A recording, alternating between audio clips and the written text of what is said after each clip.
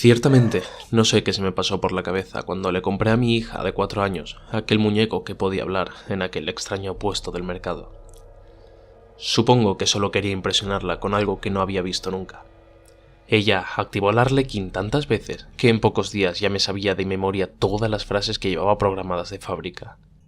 Hola, ¿quieres un globo? Vamos a jugar. Tanto que di las gracias a Dios cuando las baterías de esa p*** cosa se agotaron. Aunque he de reconocer que me sorprendió bastante el hecho de que mi hija no viniera a pedirme que le pusiera pilas nuevas a su muñeco. Simplemente se dedicó a esconderlo y a alejarse de él.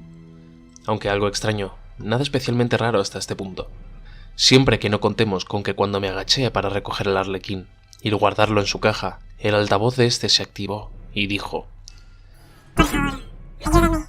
No sé dónde estoy. Inmediatamente lo dejé caer al suelo y me alejé mientras mi cerebro procesaba lo que acababa de ocurrir. Seguro que había sido mi imaginación. Sacudí la cabeza mientras me acercaba aquel muñeco para recogerlo y volví a pulsar el botón de encendido, aunque esta vez no ocurrió nada. Aún así, llamé a mi hija y le pregunté que si alguna vez había escuchado al payaso decir alguna cosa extraña. Entonces fue cuando el rostro de mi hija se tornó en una extraña expresión de terror y sorpresa, como si yo acabase de descubrir un secreto que no debía saber.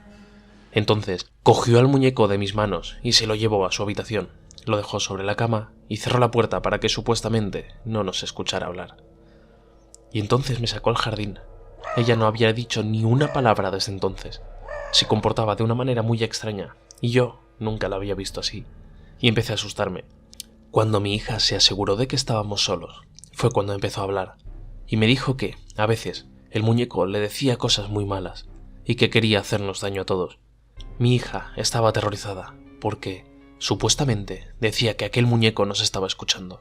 Entre lágrimas, me pidió que fuera corriendo a su habitación y rompiera el muñeco, que lo destrozara. Al principio me mostré reacio a destruir aquel juguete. En ese momento solo podía pensar que algún error de programación o una broma pesada de algún operario de la fábrica estaban detrás de aquello. Y tal vez el muñeco nos sirviera de prueba, pero el terror profundo que podía ver a través de los ojos de mi hija me decían que este no era un caso normal. Así que cogí a mi hija y nos dirigimos a su habitación. Cuando abrimos la puerta, nos dimos cuenta de que el Arlequín se había movido de forma sorprendente hasta el suelo y estaba inmóvil, mirando fijamente hacia mí.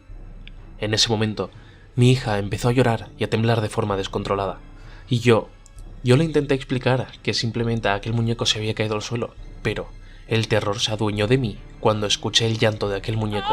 Hasta el día de hoy, nunca he escuchado nada igual, y dudo que pueda describirlo. Mi hija, chillando, me pidió que lo aplastara, y yo, presa del pánico, no dudé ni un instante en destrozar aquella cosa con mis botas. En ese mismo momento, todo sonido cesó. Dejé de escuchar el llanto de mi hija, lo cual me tranquilizó bastante, pero me di cuenta de que bajo mi pie derecho, un líquido negruzco y rojizo empezó a rezumar de aquel muñeco, creando un charco alrededor suyo.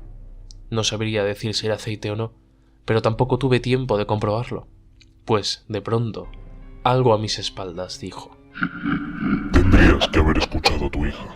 Ahora estás completamente solo y nadie podrá ayudarte.